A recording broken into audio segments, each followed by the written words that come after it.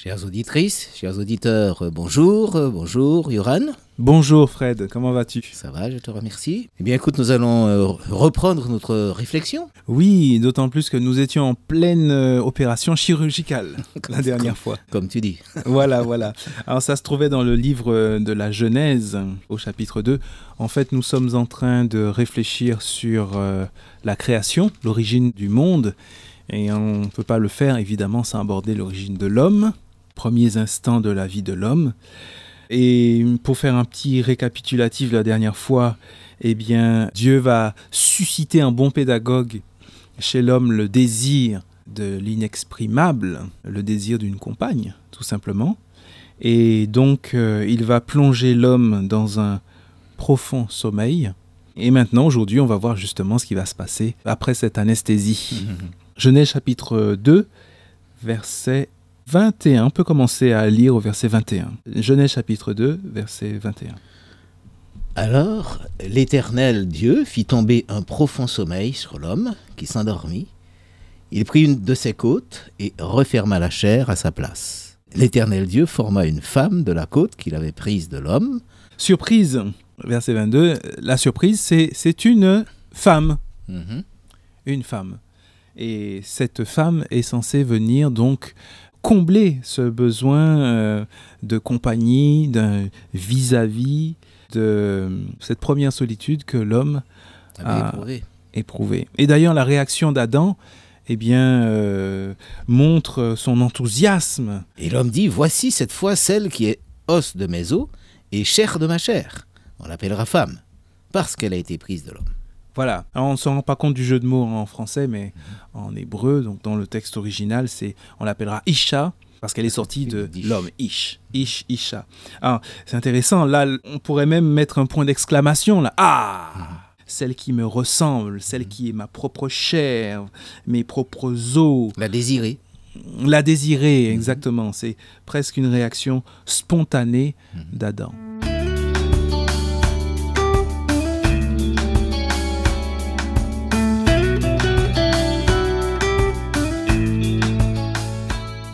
Maintenant, Fred, tu es un grand bibliste.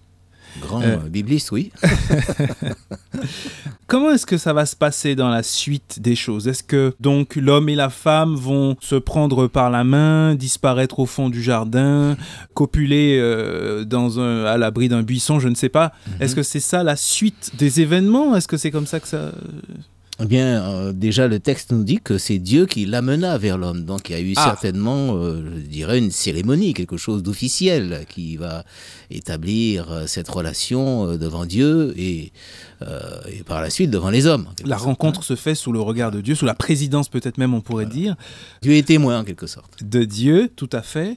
Il ne faut donc pas imaginer ici qu'un mâle, entre guillemets, en se promenant dans les bois, a rencontré par hasard une femelle et hop, de la manière la plus naturelle du monde, se sont mis ensemble.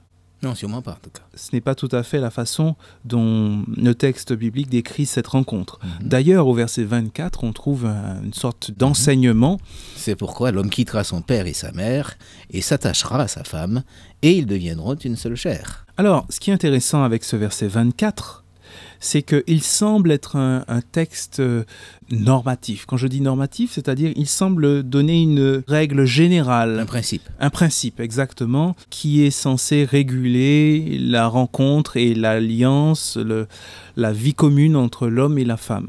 Ça ne se fait pas à la sauvette, ça doit se faire vraiment normalement. Quand je dis normalement, c'est d'une façon officielle, agréée des uns et des autres en quelque sorte. On a l'impression que c'est cela en tous les cas. Oui, alors déjà textuellement, les indices de cet enseignement, c'est l'introduction du verset, c'est pourquoi.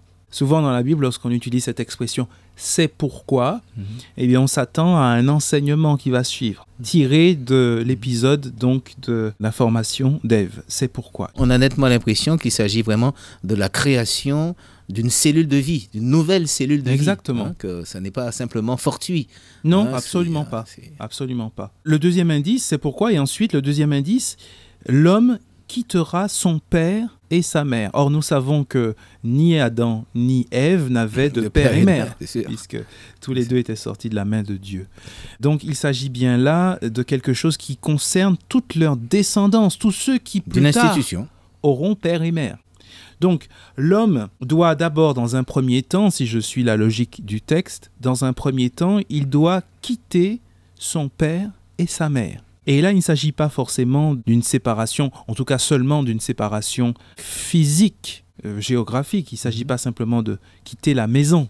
Quitter son père et sa mère, ça peut être aussi sur le plan affectif, par exemple. Être capable de s'attacher à quelqu'un d'autre. Avoir mûri affectivement, être affectivement adulte.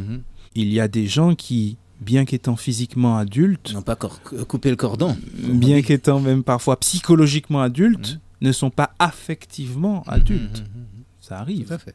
Donc quitter son père et sa mère, bien sûr, décrit à mon avis ici un état de maturité. Pour assumer une responsabilité particulière, c'est-à-dire la création d'une autre cellule de vie. Voilà, être séparé de la cellule d'origine, être capable de se tenir pour soi-même quelque part, être sa propre entité, c'est ce que j'appelle être adulte. Alors attention, être adulte, eh bien, comme je disais tout à l'heure, implique différentes sphères, psychologiques, affectives, physiques bien sûr, mais parfois on peut avoir l'impression d'être adulte physiquement et le reste n'est pas forcément là. Première étape donc, être arrivé à l'état d'adulte, dans tous les sens du terme.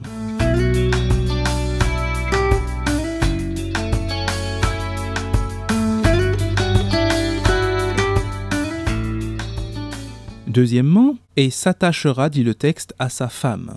Peut-être qu'on pourrait voir là dans cet attachement déjà la capacité à s'attacher à quelqu'un d'autre, la capacité d'investir affectivement dans une relation durable. À ce propos, il est quand même curieux que le texte n'adresse pas la même recommandation à la femme. On dit toujours que c'est l'homme qui doit s'attacher à sa femme et non pas le contraire. C'est-à-dire que, on dirait que la femme, naturellement, quittera, a tendance à s'attacher. D'une part, et d'autre part, n'aura pas de mal à elle quitter la cellule, le cocon familial pour suivre son mari.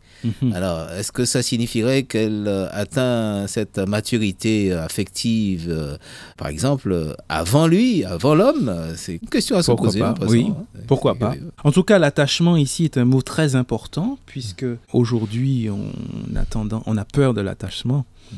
C'est quelque chose qui fait peur. Tout ce qui est engageant dans les relations amoureuses, affectives. Irrestrictif, un petit peu ça. Voilà. Et considéré comme tel. Aujourd'hui, on a peut-être un peu tendance à multiplier les relations sans forcément se poser ou s'attacher. Je trouve que le texte biblique ici est très très pertinent dans ce sens-là. Les relations entre hommes et femmes telles que Dieu les a voulues, eh bien, doivent se développer dans cette sécurité de l'attachement, l'attachement profond. Alors, dans l'attachement, on a bien sûr attache, on a lien. Et dans le mot lien, eh bien, il y a alliance, bien sûr, l'alliance. Alors, dans cette deuxième partie du verset, je vois eh bien, la notion d'alliance, d'attachement, d'alliance avec quelqu'un d'autre, une alliance solide, une alliance profonde. C'est ce qu'on a appelé dans nos sociétés le mariage. D'où la notion de fidélité. Exactement. À une alliance. D'ailleurs, au cours de la cérémonie de mariage, on s'échange des alliances, justement, qui sont le symbole de ce pacte, de cet engagement commun de l'homme et de la femme.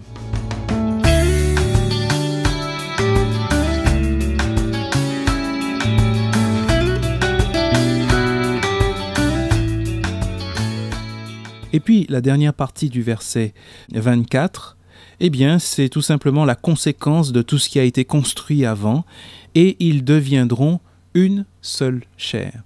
Une seule chair ici ne désigne pas seulement, bien sûr, la communion physique sexuelle, c'est aussi une entité nouvelle. À tous les niveaux. Voilà, une communion psychique, une relation solide et une nouvelle entité, le couple et peut-être plus tard une famille qui vient de naître.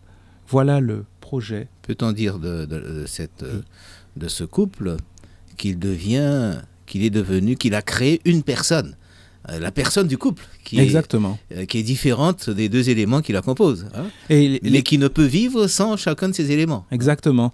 Et l'expression « une seule chair », très important, parce que certainement dans la suite de nos discussions, on aura l'occasion d'y revenir. Une seule chair. Une seule chair. Mon conjoint est ma chair, ma conjointe est ma chair.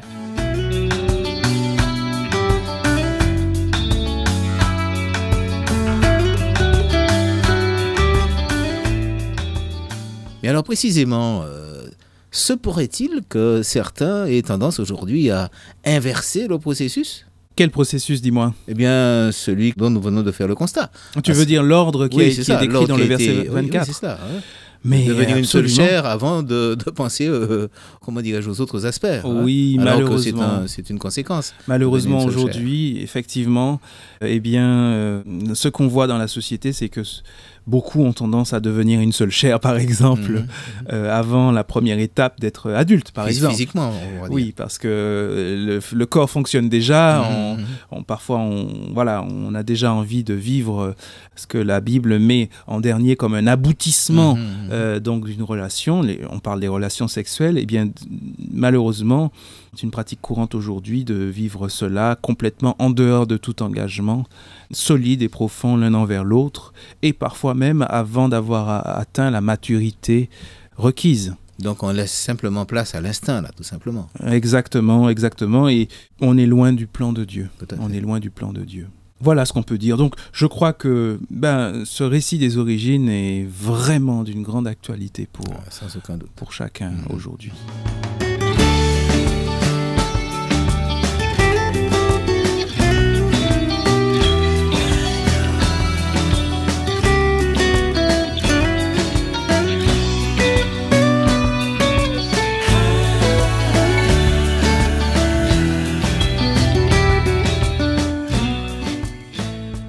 Voilà, en tout cas, ce sont des choses bien intéressantes et je crois qu'il y a encore des choses intéressantes à dire dans ce récit des origines, n'est-ce pas ? Je le crois comme toi. Hein. Nous n'avons fait qu'effleurer vraiment le sujet quand on pense à ça. Un peu, quoi. Hein.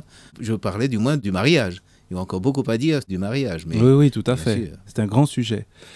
Chers auditeurs, chères auditrices, eh bien, nous vous laissons là et nous vous donnons rendez-vous avec plaisir à notre prochaine émission. Au revoir. Au revoir. À toutes et à tous.